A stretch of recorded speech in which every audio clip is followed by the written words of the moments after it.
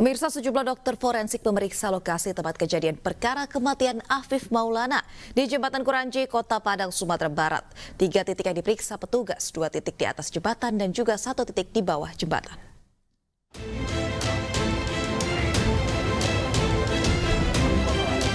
Perhimpunan Dokter Forensik dan Mediko-Legal Indonesia (PDFMI) yang terlibat ekshumasi pada jasad Afif Maulana mendatangi Jembatan Kuranji, Kota Padang, Sumatera Barat.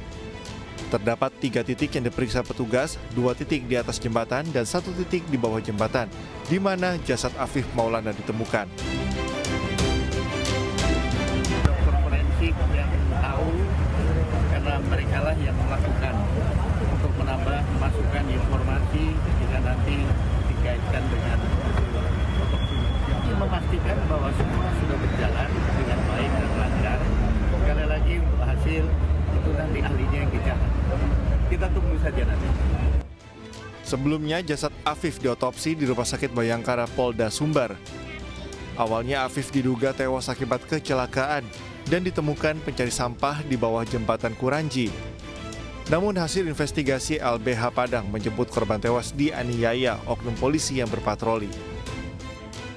Sementara Polda Sumbar menyebut Afif tewas akibat terjatuh dari atas jembatan dan bukan karena penganiayaan oleh oknum anggota Ditsamapta Polda Sumbar yang mengamankan 18 remaja konvoi motor saat akan tawuran. Dari Padang, Sumatera Barat, Budi Sunandar, iNews melaporkan. Pemirsa, mantan terpidana kasus Vina, Saka Tatal menjalani sumpah pocong untuk menguatkan keyakinannya bahwa dirinya tidak bersalah. Sumpah pocong digelar di Cirebon, Jawa Barat dengan disaksikan warga setempat dan tanpa kehadiran dari Ibtu Rudiana.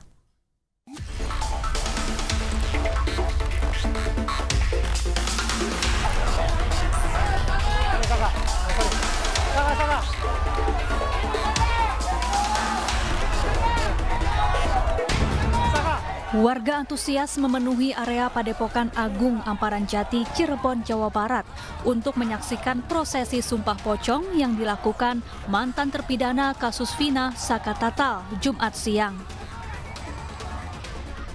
Didampingi tim kuasa hukumnya, Saka Tatal memasuki area Padepokan lalu berbaring di atas kain kafan yang telah ditaburi bunga. Saka juga sempat dimandikan terlebih dahulu. Kemudian Saka bersumpah bahwa ia tidak terlibat dalam kasus kematian Vina dan Eki. Ya alhamdulillah lega. Jadi dari dulu Saka tuh sebenarnya kesel tuh, banyak orang yang menyudutkan bahwa Saka ini pelakunya.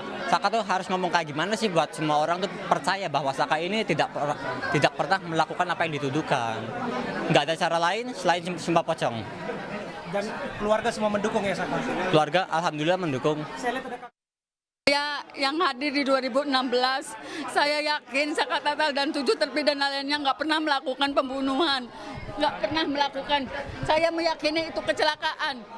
Bapak Kapolri ada anak kecil dulu 15 tahun, sekarang sudah dewasa, dia umur 23 tahun. Dia mencari keadilan sampai segininya, sampai sumpah pocong, dan saya yakin ke-7 terpidana juga sanggup sumpah pocong kalau diberi kesempatan. Saya yakin ya Allah sampai segininya, anak Indonesia sampai segininya nyari keadilan ya Allah. Sementara itu ayah Eki, Ibtu Rudiana, tidak hadir dalam prosesi sumpah pocong. Menurut kuasa hukumnya, Rudiana tak punya kapasitas untuk menghadiri sumpah pocong. Apalagi sumpah pocong tidak akan memengaruhi proses hukum yang sedang berjalan. Karena itu merupakan upaya-upaya yang dilakukan oleh teman-teman baik litigasi maupun non-litigasi. Akan tetapi kalau memang saya ditanya pendapat terkait dengan sumpah pocong, karena memang hal tersebut tidak diatur di dalam ketentuan hukum acara pidana, saya tidak akan membahas itu karena saya tidak ada menemukan pasal apapun di dalam KUHP mengatur terkait dengan sumpah pocong tersebut. Jadi silahkan saja dan itu sah-sah saja gitu loh, itu kita hormati dan kita hargai. Seperti itu Mbak. Baik Bang Pitrat, tadi kenapa Ibtu Rudiana tidak hadir memenuhi undangan untuk melaksanakan sumpah pocong? Ya, yang pertama untuk menghadiri itu kapasitasnya apa dan tidak menghadiri juga kapasitasnya apa. Karena lembaga yang berwenang dalam mengadili suatu perkara adalah kepolisian, kejaksaan, dan pengadilan. Sebelumnya, Ibtu Rudiana menyatakan tidak terlibat dalam kematian Vina dan Eki, serta menyangkal segala tudingan miring terhadap dirinya. Tim Liputan iNews melaporkan. Pemirsa, meski tak dianjurkan dalam Islam, Wakil Sekjen Majelis Ulama Indonesia Ihsan Abdullah menilai Sumpah Pocong menjadi bentuk frustasi untuk peroleh keadilan.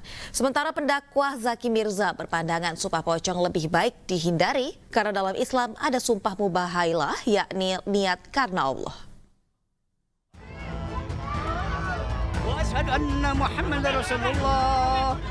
Saka Tatal menjalani prosesi Sumpah Pocong di Padepokan Agung Amparan Jati, Desa Lurah, Kabupaten Cirebon, Jawa Barat.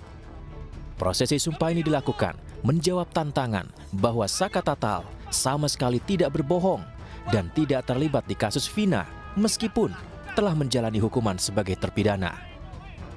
Melihat fenomena ini, Ustadz Zaki Mirza tidak menampik bahwa Sumpah Pocong menjadi budaya di Indonesia dan rata-rata dilakukan Muslim. Namun Sumpah Pocong lebih baik dihindari karena dalam agama Islam ada konsep sumpah muhabalah, sumpah dengan niat karena Allah. Dalam agama kita, secara konteks agama, bersumpah yang paling tinggi itu adalah mubahalah ya. Di mana biasanya untuk urusan-urusan yang tidak bisa dibuktikan secara logis, dibuktikan secara konkret, atau tidak ada bukti-bukti yang otentik. Maka berlakulah sumpah mubahalah, di mana di situ ada saksi dan langsung Allah Subhanahu wa Ta'ala yang menjadi saksi kan gitu. Nah sebenarnya Sumpah Pocong ini dalam agama kita konsepnya sama dengan mubahalah, tapi karena ada akulturasi budaya yang sampai sekarang pun tidak ada literasi yang akurat, yang pasti, yang fix berasal dari zaman kerajaan apa, itu yang tidak bisa dipastikan. Sementara itu, menurut Wakil Sekjen Majelis Ulama Indonesia, Ihsan Abdullah menyatakan tradisi Sumpah Pocong merupakan salah satu bentuk keputusasaan dalam memperoleh keadilan di Republik ini. Ini kan sebetulnya bentuk keputusasaan ya dari masyarakat bagaimana menembus dinding-dinding keadilan yang sedemikian rupa, sehingga masyarakat mendekati frustasi. Nah, ini saya kira penegakan carut-marut penegakan hukum di Indonesia yang tentu saja menjadi perhatian kita semua, bagaimana hukum bisa ditegakkan.